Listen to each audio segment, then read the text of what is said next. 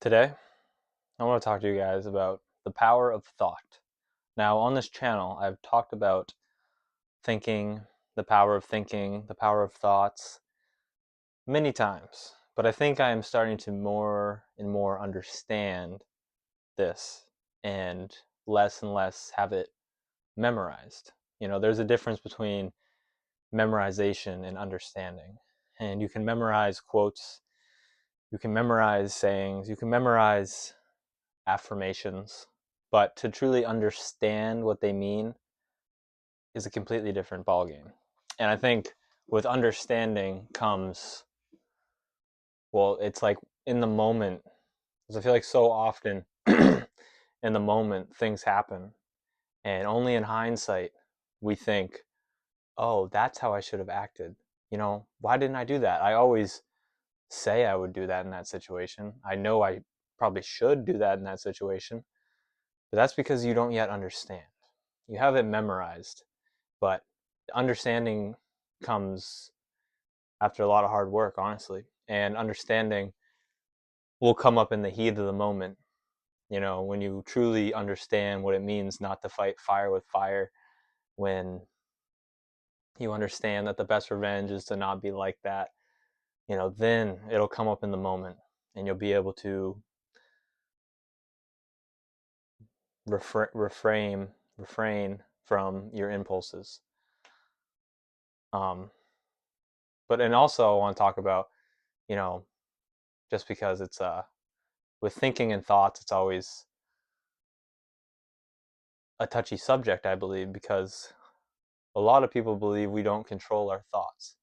And to a certain degree, we don't. The thoughts that just come up out of nowhere, it is really, it's really hard to understand where they come from. And it's really impossible to understand where they come from. That's like the whole point behind, um, like a lot of Eastern philosophies. The fact that thoughts just come out of nowhere. And we think we're the thinker, but when you really think about where these thoughts are coming from, it's like I have no idea. They're just popping up in a consciousness, and I'm aware of it, and you know we really have no idea.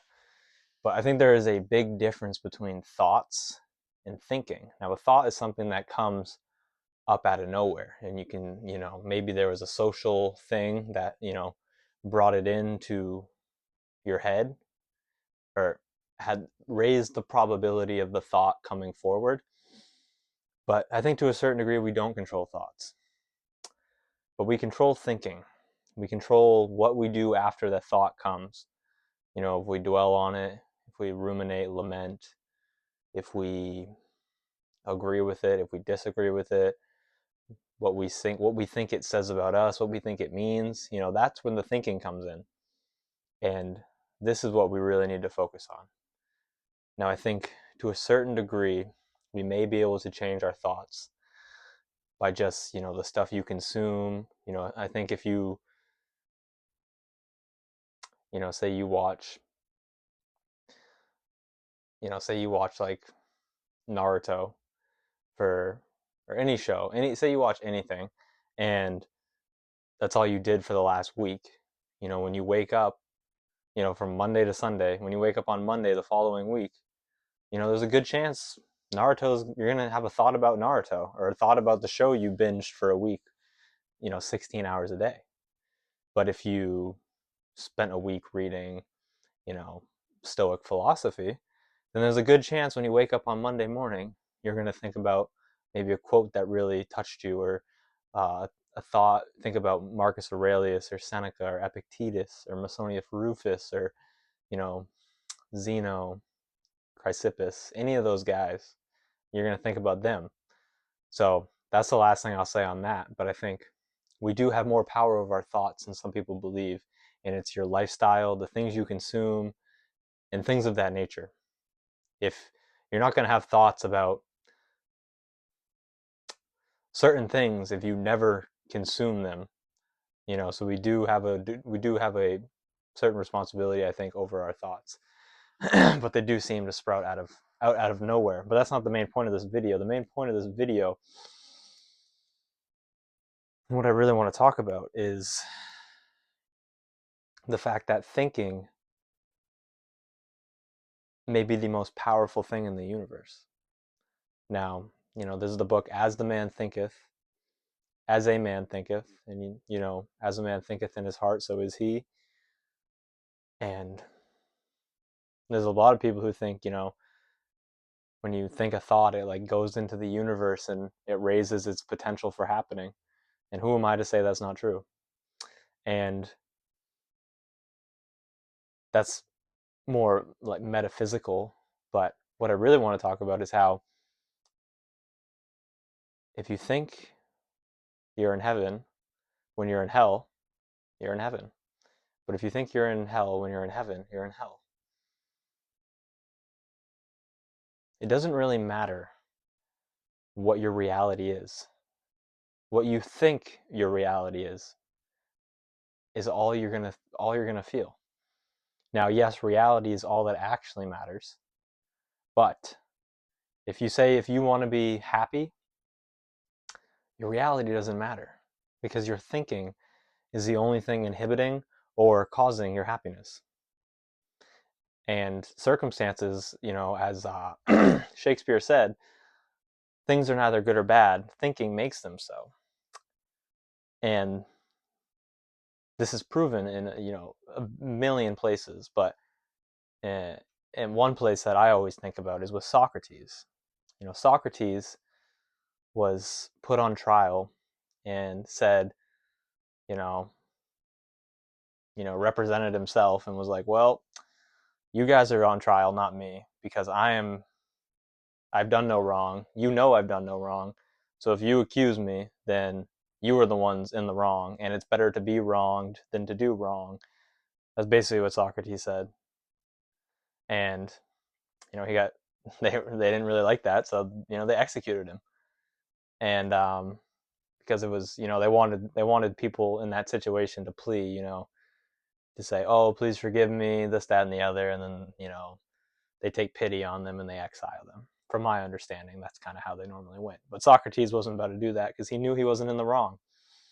And then Socrates, as he was drinking the hemlock, before and after, said that he was singing praises.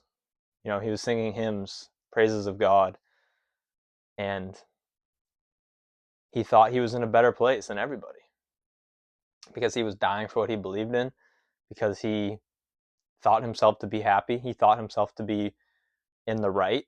He thought that it was better to be wronged than to do wrong. So he felt like he was fine. And in reality, he was. Reality, but that reality to other people would be unbearable.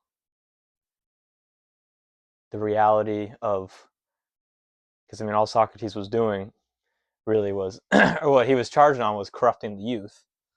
So, all he was really doing was teaching the youth. So, say you're like out there teaching kids like normal stuff, like history or something, and or just philosophy, I guess. And they say, hey, you're corrupting the youth. We're gonna put you on trial, and then they're like, all right, you're getting exiled. All right, no, you're getting executed. People would be, distraught. That's the same exact reality of Socrates. But Socrates did not think he was. Socrates did not think he was worse off than the people persecuting him. He didn't think that he was wretched. He thought he was happy. He thought he did the right thing. He thought he lived a virtuous, just life. And he thought he lived a life to the fullest, pursuing his passions. And, he was old, so he thought he lived a good life. He was happy. But the main point I'm trying to make is that thinking is just so paramount because two people, a Socrates and a random person, will have two different experiences just solely due to thinking and beliefs due to thinking.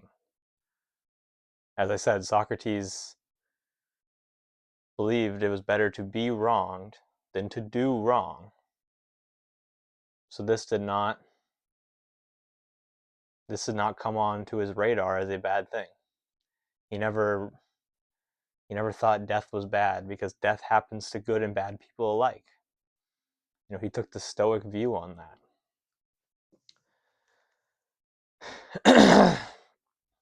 And I just really want to hammer home the point that, if you think you're happy, you're happy.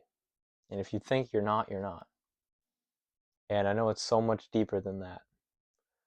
But I think at the end of the day, it's not. And it's true.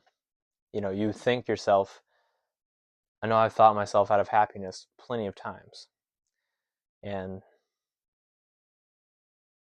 I think thinking's underrated. And people don't place enough value in thinking because it could be the most powerful thing in the universe, especially if all anyone wants to do is be happy.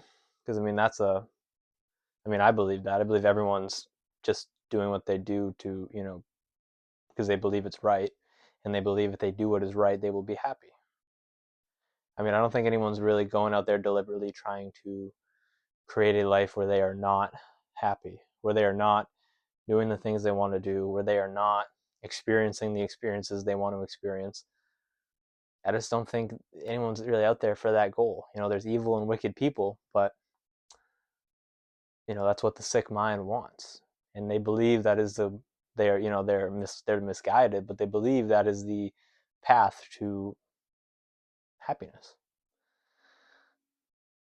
But if people realize that happiness is just a thing that is 100% within your control, all you got to do is think it.